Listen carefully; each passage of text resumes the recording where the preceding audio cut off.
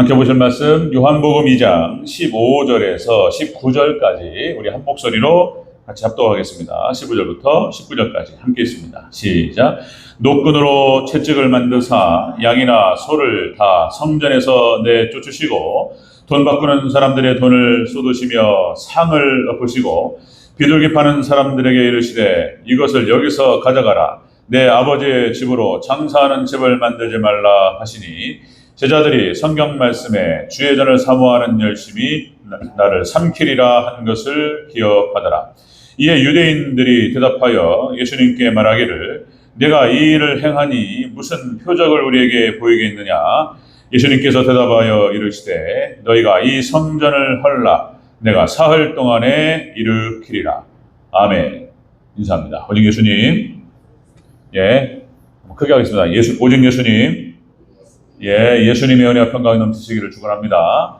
예, 종말의 때 혼탁해진다고 말씀드렸어요. 그래서 또요 계속 강조해야 돼요. 제가 반복하고 다원주의 민다세 그랬죠.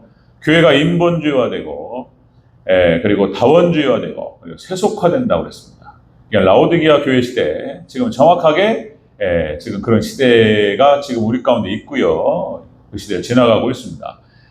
앞으로 갈수록 교회는 어려워질 겁니다. 예수님께서 하신 말씀이고 믿음 지키기가 어려워요. 그런 시대입니다.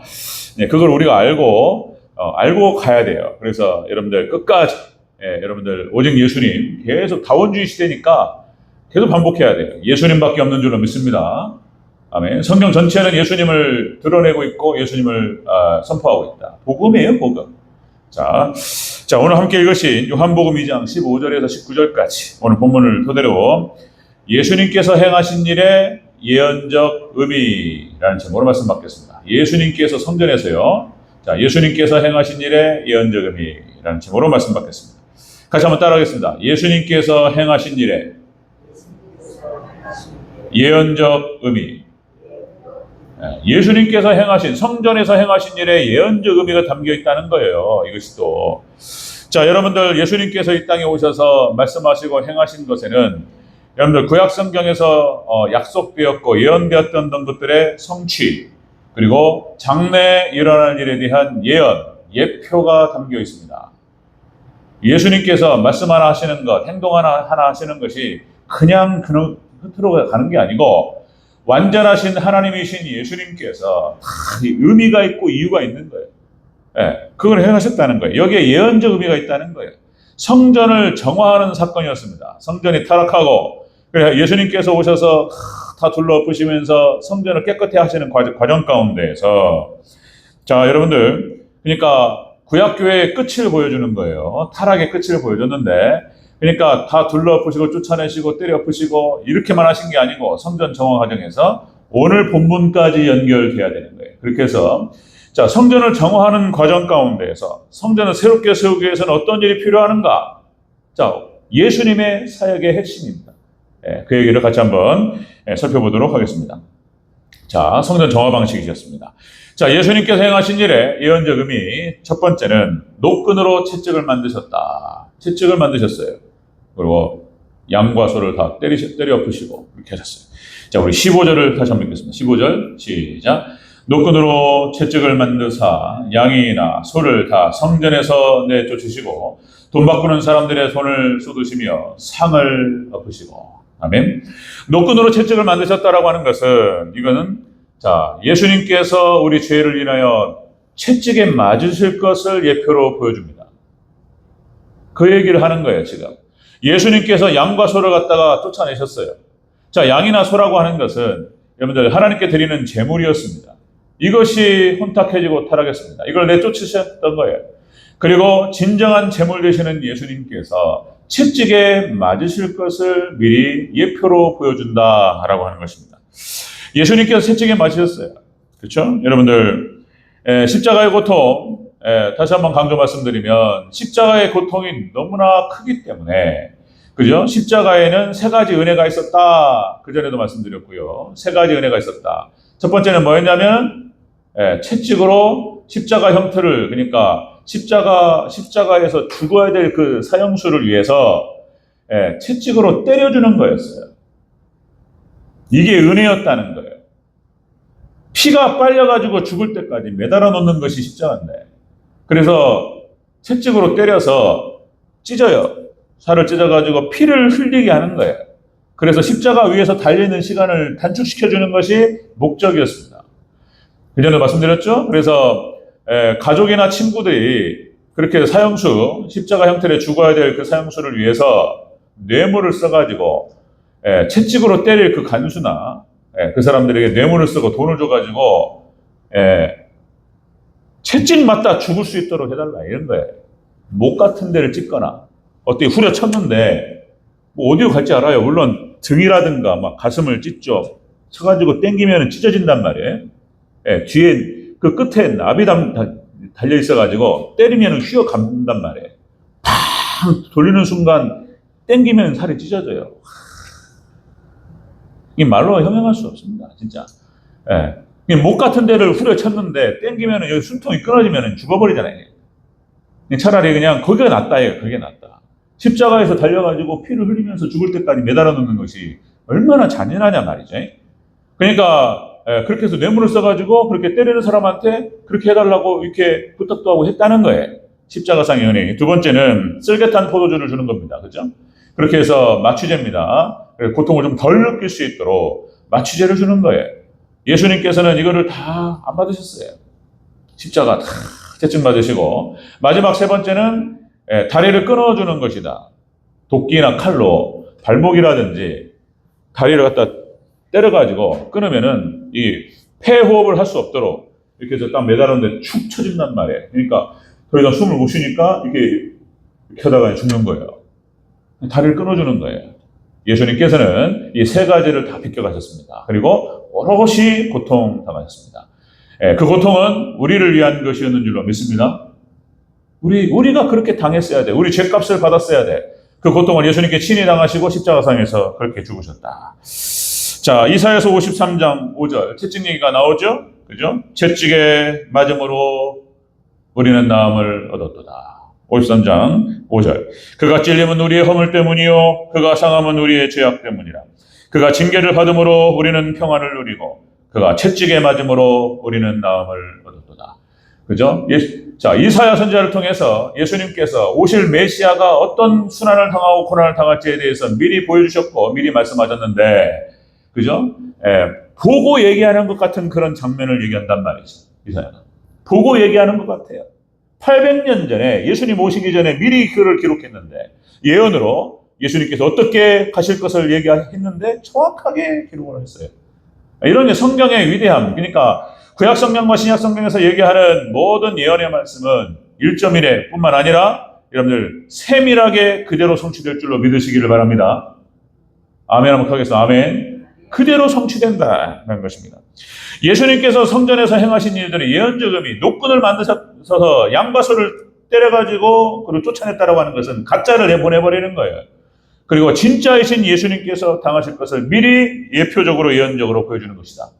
자, 성경 구약 성경에는 자 이렇게 해서 많은 부분에서 예수님의 순환과 고난을 얘기하고 있습니다.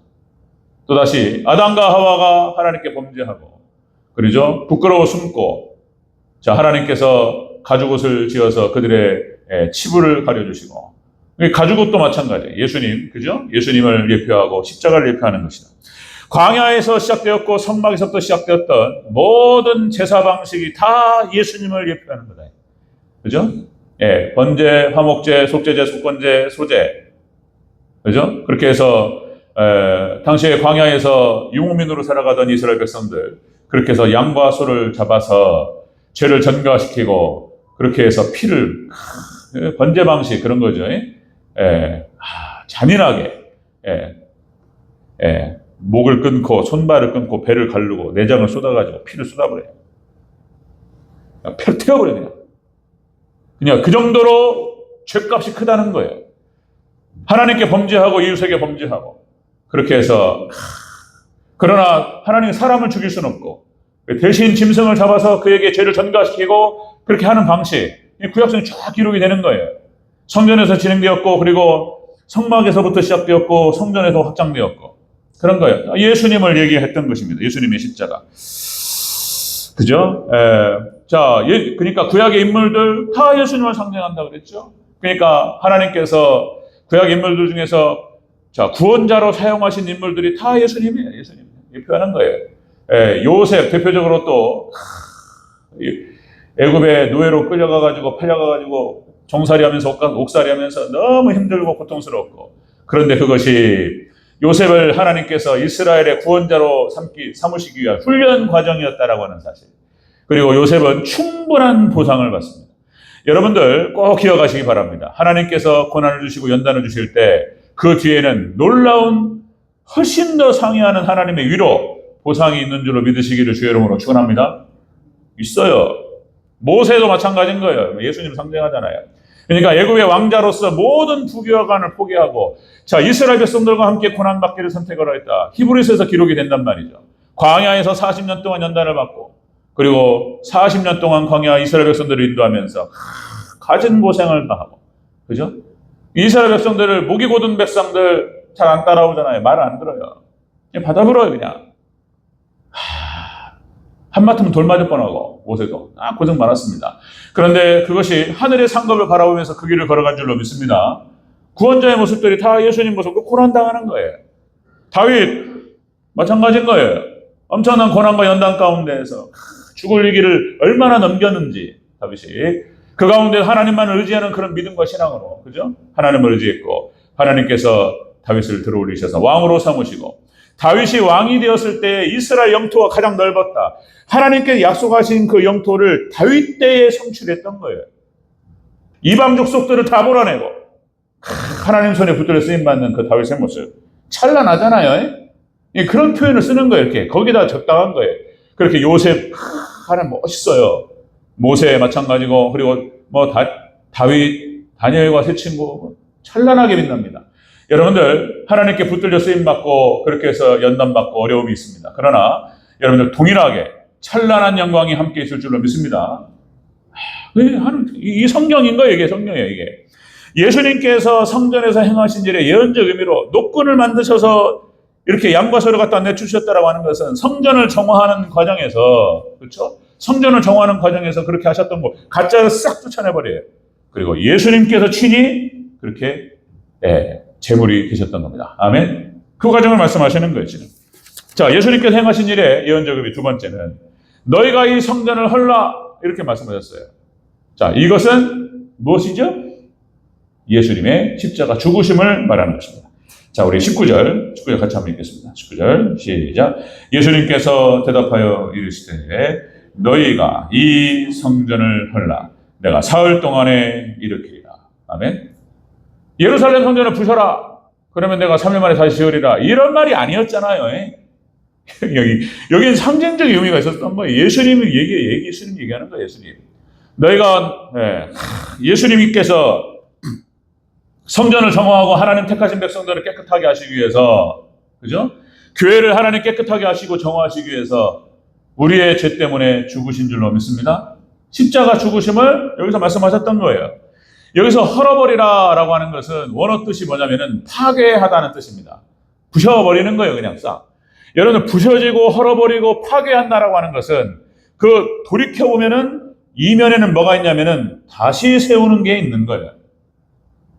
같이 있는 거예요. 그래서 여러분 우리가 하나님 은혜 가운데 하나님 앞에서 우리도 허물어져야 될 줄로 믿습니다. 우리 죄악이 허물어지고 파괴되는 거예요. 우리 옛 모습들이 파괴되고 새 사람으로 다시 거듭나야 될 줄로 믿습니다. 그런 거예요. 이게 내포되어 있는 거예요. 이거.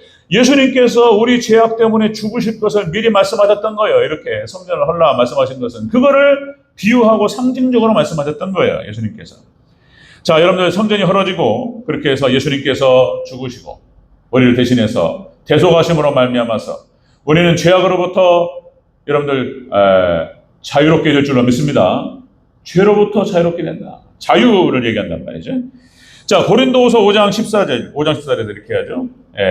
그리스도의 사랑이 우리를 강권하시는도다. 예수님의 십자가 안에는 사랑이 있었던 거예요. 삼일체 하나님의 그 사랑하심. 하나님께서 만드시고 지으시고 하나님 형상으로 지으신 인간들을 구원하시기 위해서 예수님께서 하나님께 직접적으로 자신의 죗값을 지불하시고, 그런 예수님의 사랑, 하나님의 사랑이 있는 거예요. 그리스도의 사랑이 우리를 강권하시는 거다. 우리가 생각하건대 한 사람이 모든 사람을 위하여 대신하여 죽었은즉 모든 사람이 죽은 것이나, 예수님께 대속하심으로 우리는 죄악으로 말미암아 그분과 연합됨으로 말미암아 함께 죽고 함께 살아나는 역사가 일어날 줄로 믿습니다. 예수님 죽으셨다, 이거 얘기를 하는 거예요. 예, 대속의 제사, 그죠? 대속제일 때 이스라엘 제사 방식, 뭐 그 짐승에게 모든 죄를 전가시키고, 그죠? 그렇게 해서 대속이에요, 대속. 그러니까 여러분들 이거를 이해를 못하는 거예요. 이거를 이해를 못 받아들이지 않습니다. 자유주의 신학자들부터 해서 어떻게 하면 안 믿을까 이런 것만 생각하는 사람들, 믿음이 없는 사람들, 그죠? 대속이 뭐냐 말이죠. 예수님 2000년에 죽은 거하고 나하고 무슨 상관이냐. 말을 막 함부로 하고, 그냥 말을 함부로 해. 말을 함부로 하고, 막 진짜 그냥 여러분들 하나님 말씀입니다. 사도 바울을 통해 하나님 하신 말씀이기도 하고, 여러분들 말을 이쁘게 하고 아름답게 하고 은혜롭게 해서 덕을 끼치시기를 주 이름으로 축원합니다. 하나님 백성들 말을 참 이쁘게 해야 돼. 같은 말도 좀 돌려서 하고 완곡하게 표현하고 돌려서 이거 할 수 있잖아요. 말 이쁘게 하고 이런 거예요. 자, 그러니까 막 말 함부로 해. 자, 여러분들 예수님께서 하셨던 말씀 십자가 죽으심. 그러니까 이 성전에서 그렇게 말씀을 하셨던 거예요. 이 성전을 헐어버리라. 내가 3일 만에 다시 세우리라. 그죠? 자, 여러분들 마태복음 11장 28절, 그러니까 예수님의 멍에를 매는 것입니다. 우리도 십자가, 우리도 자기 십자가를 지고 우리 자신을 부정하고 주님을 따라야 될 줄로 믿습니다. 자, 그 말씀을 하시면서 마태복음 11장 28절 30절, 수고하고 무거운 짐진 자들아 다 내게로 오라. 내가 너희를 쉬게 하리라. 나는 나는 마음이 온유하고 겸손하니 나의 멍에를 메고 내게 와서 배우라. 그리하면 너희 마음이 쉼을 받으리니 내 멍에는 쉽고 가벼우니라. 이런 말씀하셨죠? 여러분들, 우리가 예수님의 멍에를 메고, 그죠? 말씀에 매일 때에 죄로부터 자유로워질 줄로 믿습니다. 예수님 때문에 죄로부터 해방되는 거예요. 예수님 때문에. 자, 출애굽의 역사부터 해가지고 모세 오경의 역사가 다 그걸 얘기하는 거예요. 그걸 상징적으로 보여주고, 또다시 말씀드리면 그 실존의 역사였고 거기에 담겨있는 의미가 그런 거예요. 구원론의 핵심이에요. 구원론의 핵심. 영역이 달라졌다라고 하는 것입니다. 그러니까 자유라고 하는 것이. 그래서 예수 그리스도를 믿으면 죄로부터 자유로워진다라는 표현이 또요, 잊어버릴 만하면 또 얘기하고, 알고 있지만 또 강조하고, 제가 또 그러는 거예요. 자, 여러분들, 죄로부터 자유로워진다는 것이 다시는 죄를 짓지 않는다는 뜻이 아니라고 그랬어요. 다시는 죄를 짓지 않는다는 뜻이 아니고 죄로부터 해방된다. 그러니까 죄의 영역, 그러니까 애굽의 노예 백성으로서 묶여 있었다는 거예요. 모세를 통해서 예수님께서 끌어내셔요, 하나님께서. 그래서 노예 백성에서 해방되어서 광야의 과정을 거치긴 하지만은 우리는 하나님 백성, 천국 백성이 될 줄로 믿습니다. 그러니까 이 죄의 영역에서부터 해방되고 하나님의 영역으로 들어가는 거예요. 할렐루야. 예수 그리스도를 믿는 믿음 안에서 예수님의 대속으로 말미암아 그런 일이 벌어진다는 것입니다. 이거는 그러니까 여러분들 원론적인 얘기고 근본적인 얘기이기도 하지만 실전적인 상황 속에서 반복돼요. 우리가 예수님의 은혜로 죄로부터 벗어나는 줄로 믿습니다. 예수님의 은혜로 되는 거예요. 이게 하나님 백성들만 되는 거예요. 하나님 백성들만. 그러니까 여러분들 술, 담배, 중독 현상들 있잖아요. 못 끊어요. 그죠? 도박 못 끊는다잖아요. 도박. 마약을 끊겠습니까? 술, 담배 정도는 그렇다 쳐요. 마약을 끊겠나요, 이게? 묶어놔야 돼요. 자기 의지로 못 끊는다는 거예요. 도박이 안 된다는 거잖아요, 도박. 요새 게임 중독. 우리 아이들, 게임 중독 빠진 아이들, 이거 참 이게 어떻게 할지 모르겠습니다. 이거 못 끊어요. 도박, 그죠? 손가락을 끊어버려. 발가락으로 한다는 거죠, 못 끊어요. 그 중독이 한번 여기 뇌에서 도파민? 뭐가 팍 나와가지고, 그 짜릿한 순간을 한번 경험한 사람은 그 맛을 못 잊는다. 자, 그런데 여러분들, 예수님의 은혜 가운데에서 이기는 줄로 믿습니다. 믿음이 그걸 이기게 할 수 있다는 거예요. 하나님께서 예수님께 은혜를 허락하셔서. 그러니까 노예 백성은 끌려다니는 거예요. 부르면 따라가야 돼요. 시키면 해야 되는 거예요. 이게 노예예요. 이거 끊을 수가 없잖아요. 묶여가지고 노예로 끌려다니는 거예요. 비참합니다. 그런데 여러분들 예수님께서 하나님께서 성령님의 은혜로 말미암아서 싸울 수 있는 의지와 능력을 허락하실 줄로 믿습니다. 그렇게 돼요. 하나님 도와주시옵소서 기도하고 하나님 은혜를 달라고 기도하고 하나님께서 끊을 수 있도록 이길 수 있도록 도우실 줄로 믿습니다. 그러니까 원론적이고 근본적인 것뿐만 아니라 실존적으로 하나님의 은혜로 다 되는 거예요. 그래서 믿음의 백성들은 그렇게 해서 참 멋있어요. 예, 찬란하게 아름답고 정말로 품위가 넘치고 그런 겁니다. 영국 신사 언제부터 영국 신사냐 그랬어요. 해적들이라고 그랬죠. 근데 부흥시대에 그들에게 복음이 들어가고 하나님 은혜가 들어가니까요. 전 세계의 기준이 되어버렸다 이거예요. 기준에. 멋있는 사람을 얘기할 때 영국 신사를 얘기한단 말이에요. 양복이 옷이잖아요. 양복이. 옷도 마찬가지인 거예요. 언어도 마찬가지고 그냥 하나님께서 높이시고 하나님 세우셔요. 이 은혜가 있다는. 자, 여러분들 성전을 정화하시는 과정에서 때려 부시고 엎으셨는데 이것만 있는 게 아니고 예수님 직접적으로 자신의 몸으로 이거를 하시겠다는 거예요. 성전을 정화하고. 자, 예수님께서 성전에서 행하신 일의 연지금이 채찍 노끈을 만드셨다라고 하는 것은 예수님께서 채찍에 맞으실 것을 예수님께서 순환당하시고 고난당할 것을 미리 말씀하신 것이고 예표로 보여주신 것이고 두 번째 이 성전을 헐라고 말씀하신 것은 예수님께 죽으실 것을 미리 말씀하셨던 것입니다. 그런 예언적음이 세 번째 자, 그 말입니다. 성전을 헐면 내가 사흘 만에 다시 세우리라 이렇게이다. 예수님의 부활을 말씀하셨던 겁니다. 19절 다시 한번 읽겠습니다. 19절 시작. 예수님께서 대답하여 이르시되 너희가 이 성전을 헐라 내가 사흘 동안에 일으키리라. 아멘. 예수님의 부활을 말씀하셨어요. 예수님의 죽으심과 이 한마디로 그 의미가 담겨 있었던 거예요. 사흘 만에 다시 살아나리라. 여기서 일으킨다라고 하는 것은 원어 뜻이 깨우다, 잠에서 일어나다, 깨우다, 잠에서 일어나다, 살아나다 그런 뜻을 갖고 있습니다. 일으키리라, 다시 살아나다, 그죠? 예수님의 십자가 부활하심을 미리 말씀하셨던 것입니다. 예수님께서 제자들이 어느 정도 성장하고 그리고 예수님과 일적 관계가 형성이 되고 믿음이 좀 성장했다고 이렇게 생각했을 때쯤에 미리 제자들에게 말씀을 해오셨어요. 지금은 비유로 살짝 지나갔어요. 근데 구체적으로 마태복음 16장 21절 예수님께서 이때로부터 예수 그리스도께서 자기가 예루살렘에 올라가 장로들과 대제사장들과 서기관들에게 많은 고난을 받고 죽임을 당하고 제3일에 살아나야 할 것을 제자들에게 비로소 말씀하시니라.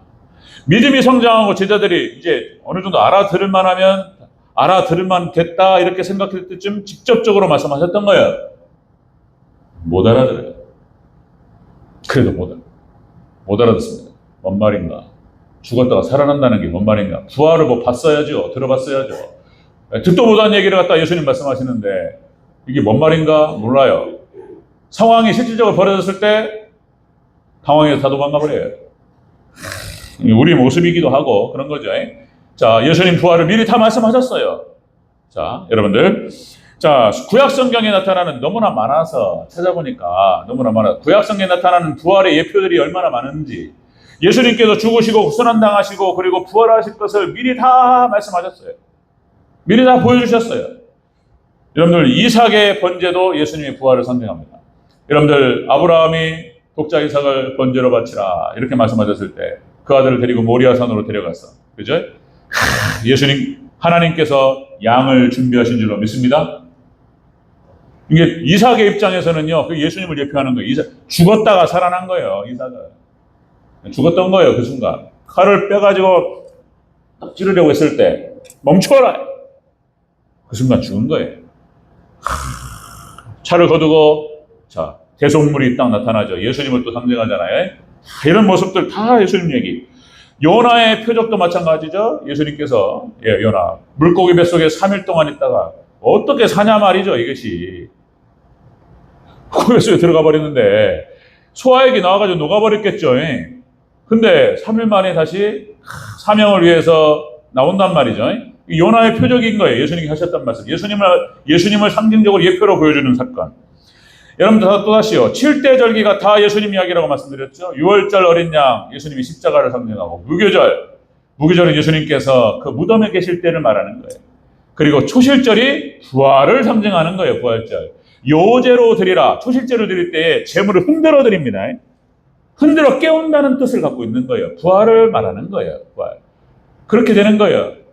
맥주절부터 해가지고 대속제일, 그리고 이제 초막절과 예수님의 이제 재림을 다 얘기하는 7대 절기에 다 나와요. 이스라엘 백성들에게 항상 지키라고 말씀하셨던 거예요. 제사법과 절기를 지키라 이렇게 말씀하셨던 거예요. 다 예수님 얘기예요. 우리 예수님만 믿고 예수님만 의지하라. 그런 얘기였습니다. 에스겔서 37장 마른 뼈들이 살아나는 역사가 일어날 줄로 믿습니다. 종말 때 여러분들 마른 뼈들이 다 죽어가지고 뼈다귀밖에 없는 거예요. 다. 그런데 살이 붙고 다시 살아납니다. 여호와의 군대가 됩니다. 할렐루야. 마지막 종말 때에 하나님께서 역사하시면 마른 뼈들이 죽었던 것들이 살아나고 여호와의 군사들로 살아날 줄로 믿습니다. 예수겔 37장, 호세아 6장 2절 이런 근거 구절들이 굉장히 중요한 말씀들이에요. 어떻게 기억하겠습니까? 제가 불러버리고 지나가 버리는데 그런 게 있는갑다 하고 지나가셔야 돼요. 제가 반복해야 됩니다. 호세아 6장 2절 여호와께서 이틀 후에 우리를 살리시며 제3일에 우리를 일으키시리니. 호세아는 멸망당한 이스라엘이 다시 회복될 것을 예언했던 거예요. 그런데 이것이 이중 예언으로 예수님 예언이 되어버렸어요. 예수님의 부활을 예언하는 거예요. 호세아. 그 다음에 하나만 더. 시편 16편 10절 다윗이 하는 얘기입니다. 다윗이 자기를 갖다가 생각하면서 하나님의 은혜를 생각하고 하나님께 찬양하면서 했던 얘기인데, 시편 16편 10절 주께서 내 영혼을 수월에 버리지 아니하시며 내 영혼을 수월에 버리지 아니하시며 지옥에 내버려 두지 아니하시며 주의 거룩한 자로 썩음을 당하지 않게 하시리로다. 안 썩어요. 예수님의 부활을 얘기하는 거예요. 이게 다윗은 자기 얘기를 한 건데 그것이 놀라운 하나님의 섭리와 역사 가운데에서 예수님에 대한 예언이 된다는 거예요. 다. 여러분들 성경 창세부터 요한계시록까지 1.1에 구석구석 모든 것들, 세밀한 것들이 다 면밀하게 예수님을 드러내고 있는 줄로 믿습니다. 예수님. 마지막 종말 때 여러분들 우리도 똑같이 예수님 살아나는 역사가 있을 줄로 믿습니다. 부활의 영광. 그런 거예요. 예수님 닮아가는 거예요. 예수님 닮아가는 거예요. 자기 십자가를 지고 나를 쫓으라. 그죠? 자기를 부정하고. 예수님이 제자가 되는 것. 그리고 또 여러분들 로마서 12장 1절 보죠? 너희 몸을 하나님이 기뻐하시는 거룩한 산 제물로 드리라. 이는 너희가 드릴 영적 예배니라. 아멘. 우리 몸과 마음을 다 하나님께 드려야 될 줄로 믿습니다. 하나님께서 그 예배를 받아 흠양하시고 그게 영적 예배라는 거예요. 그걸 하나님 인정하신다는 거예요. 우리는 일평생 그렇게 여러분들 영적 예배, 우리 자신을 하나님께 드리는, 우리 몸과 마음을 온전히 하나님께 드리는, 예수님께서 우리에게 온전히 우리에게 주셨기 때문에 부부가 그런 거잖아요. 부부가 다 주고 다 받는 거잖아요. 할렐루야. 우리 대저육 성도님들은 믿음 안에서 여러분들 화목한 또 부부 생활, 부부 관계, 그리고 가정이 되시기를 주의 이름으로 축원합니다. 말씀대로만 가면 천국이 와요. 천국 갑니다. 믿음 안에서 그렇게 해서 온전히 하나 되는 거, 예수님과의 관계를 또 교회와 관계를 얘기하는 거예요. 예수님께서 모든 것을 온 마음과 온 몸 우리에게 주셨고 우리 똑같이 다 드리는 거예요. 그리고 하나님과 예수님과 일치되어서 예수님과 연합되어 천국 갈 줄로 믿습니다.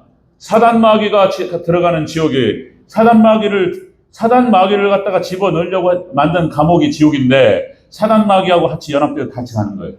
우리는 예수님과 연합되어 같이 천국 가는 거예요. 할렐루야. 여러분들 믿음의 백성들 천국의 영생이 준비된 줄로 믿습니다. 그런 거예요. 명확해요. 이 은혜가 우리 성도님들에게 함께 하시기를 주의 이름으로 축원합니다.